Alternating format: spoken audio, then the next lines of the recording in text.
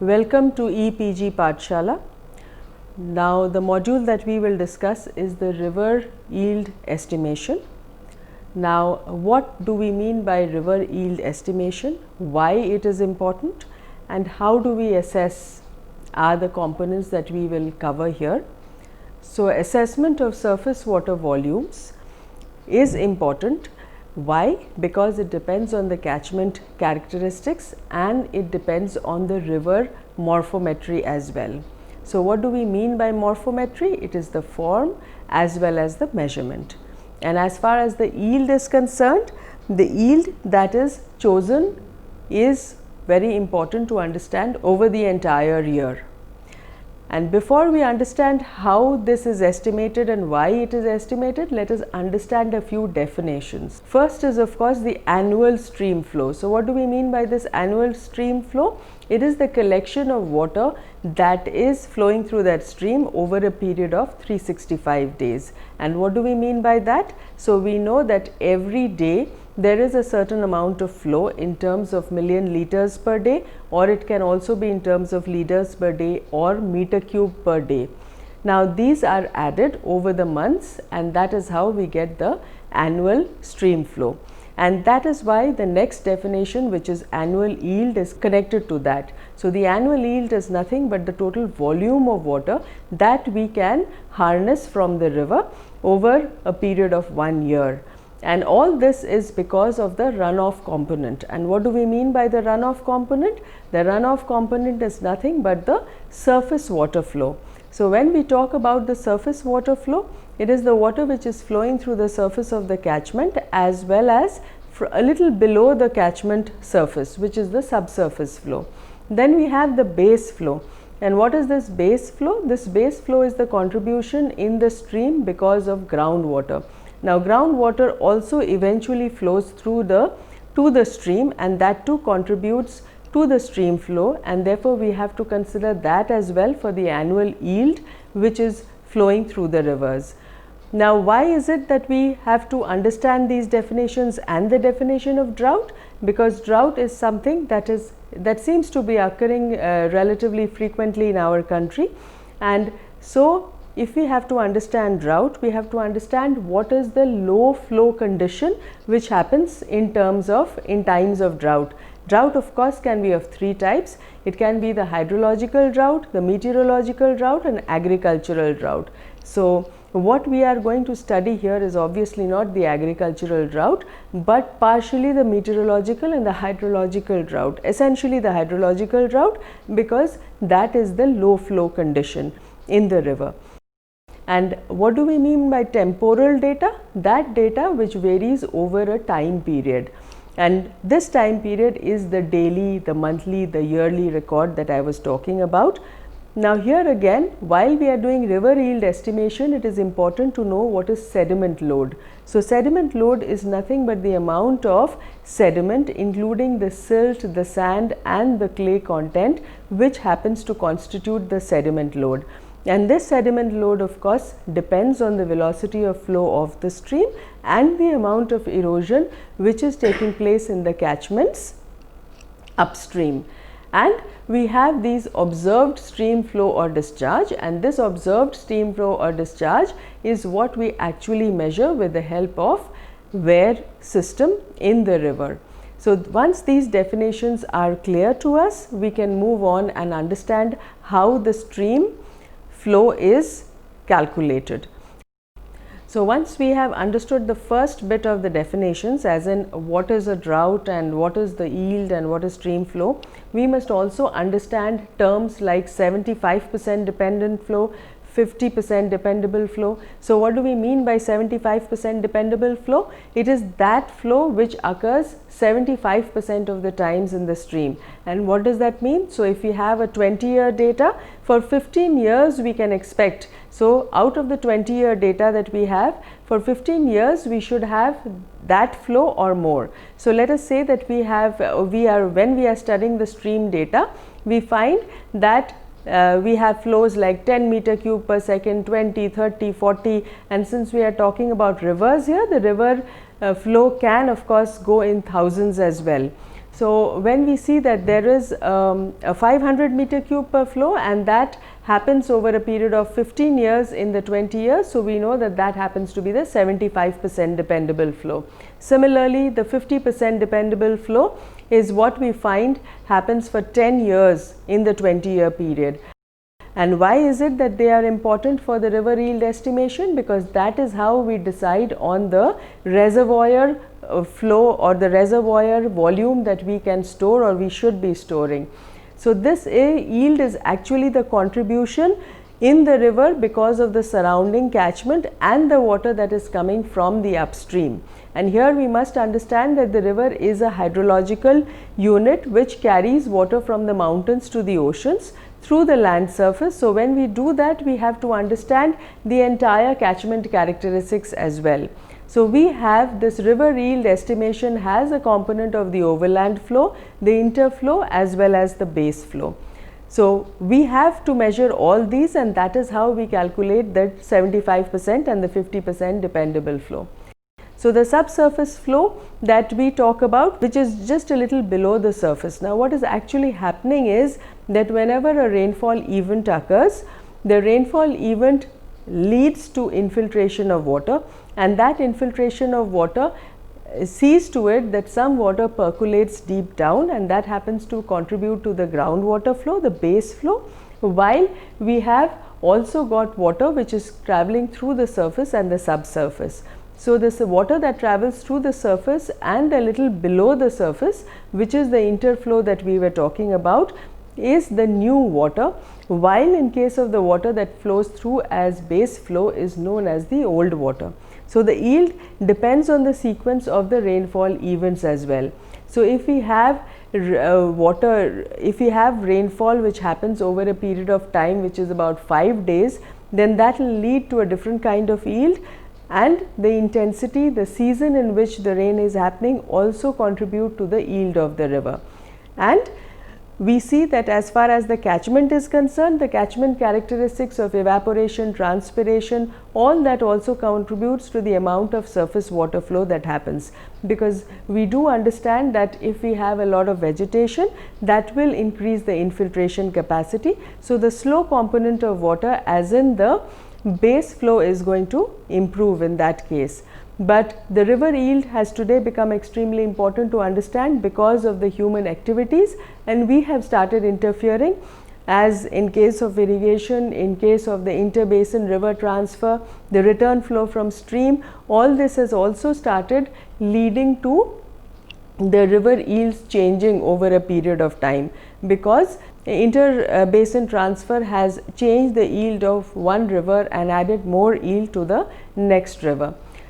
We know that this river yield is what determines the amount of water that can be stored in the reservoir, and this depends on the basin characteristics. And here we are talking about morphometry, because what morphometry means is that morpho is of course the form, that means the channel characteristics itself.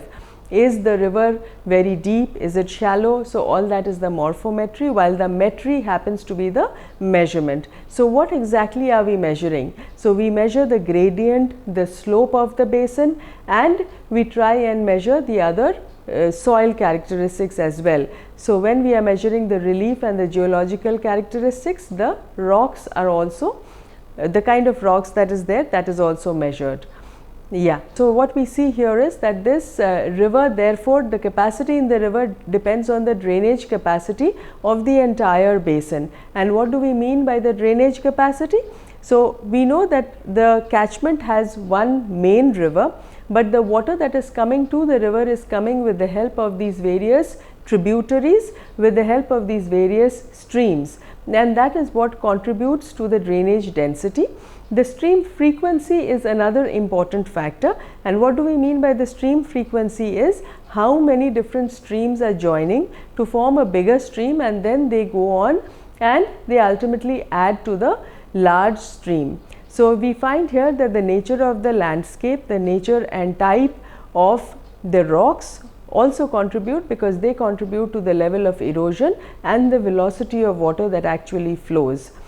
So when we look at the stream order, now higher the stream order, so suppose we have a stream order of let us say 9 or 10, it means that it has a number of smaller streams which add up to form the big stream, and therefore the contribution from runoff is also more. Now we have the variation in the stream order and the catchment characteristics. So for example, we know that a river basin, if it is going to develop from soft rock, then we know that it has more erosion and therefore it will carry more sediment. Now the length of runoff or overland flow is important. So if we have something like 0.5 kilometers per square kilometer, this means that the catchment is quite steep. While if you see that if you have a lower surface, then definitely that leads to more infiltration. So the drainage pattern can be something which gives us an idea about the amount of yield that will be there. So when we see the river valleys which are in the mountains, they have a much more steep gradient, and because of the rocky surface, the amount of flow will be different vis-a-vis when we look at the river which is in the middle stretch or when it is near the delta region. So when you look at this figure, you will understand what I am trying to tell you about the influence of the characteristics of the basin on the river yield. So in the upper course, as we can see, the river is pretty steep. So when it is steep, the river cross section happens to be in the V form, wherein we have the deep, the river is quite deep, so there is a large depth, while the cross sectional area is different. But because of the steep flow, we have a higher velocity, and we may not have too much of runoff, but the velocity will be higher. Vis-a-vis when we come to the middle section, we find that there is lateral erosion which is happening. So the carrying capacity of the river increases, but the depth in the river is less. And as we move to the last section of the river, we find that it has got a very large basin that has been formed, and this basin of course has a low velocity, but the river yield is more. Now here again we try and understand the morphometry of the river with the help of a few models. You can see that the discharge is related to the mean annual flood flow, which will be in meter cube per second, and this is a formula which tells us every 2.33 years what can be the water that is flowing through the river. And why 2.33 years? This gives us an idea that this is the river water which is mostly there. So every 2 years, if we make an estimation, this is the kind of water which will be flowing through the river. So this is a fairly important method of measuring what will be the water flow in the river most of the time. And here you can see that the maximum length of the channel to the mean depth ratio has been used as an important variable, an important factor to understand the discharge. And then there is another variation of this formula where you can see that the channel cross sectional area has been taken into consideration. This has been given a power of 1.157. Now the reason this power is more than 1 is to tell you that the channel cross sectional area is an important characteristics of the important variable which determines the mean annual discharge, as in if this tells us the capacity of the channel to carry water, while the ratio of the maximum depth of the channel, how much water can flow through from the entire catchment. The third formula that you see here, it directly relates to the drainage area. Now here we see that if the catchment has a higher drainage area, then of course the water that will be carried by the river will also be higher. Now here what you see is Khosla's formula. Now this Khosla's formula is a very important and most commonly used formula, especially for North India. What we find here is that the runoff in the river per month is calculated on the basis of precipitation that happens during that month minus the losses.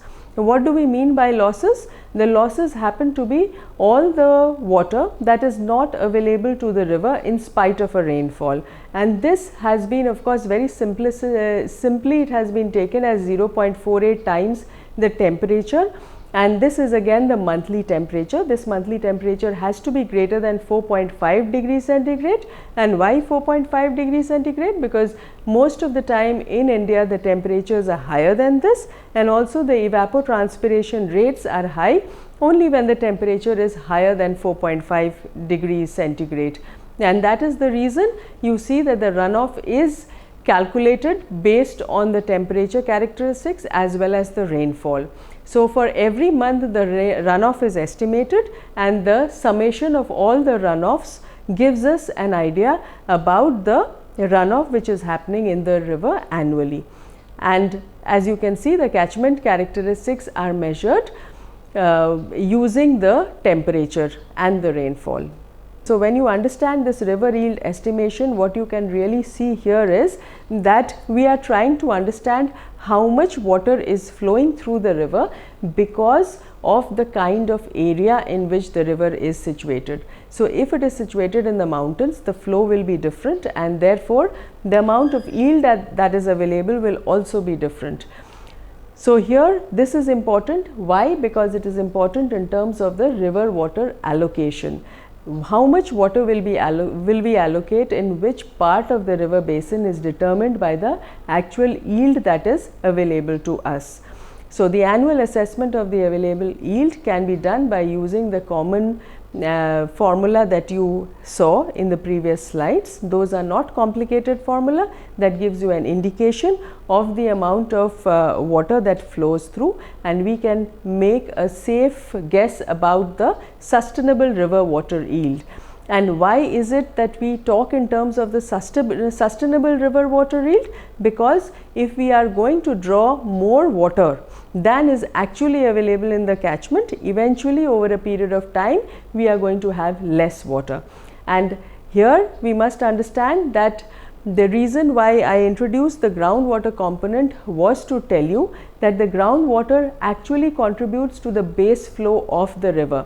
So, if the groundwater extraction within the catchment is high, then the base flow which is coming to the river is reduced. So, if the base flow coming to the river is reduced, the river water yield that will be available is going to be reduced over a period of time, and that is what is going to lead to water scarcity.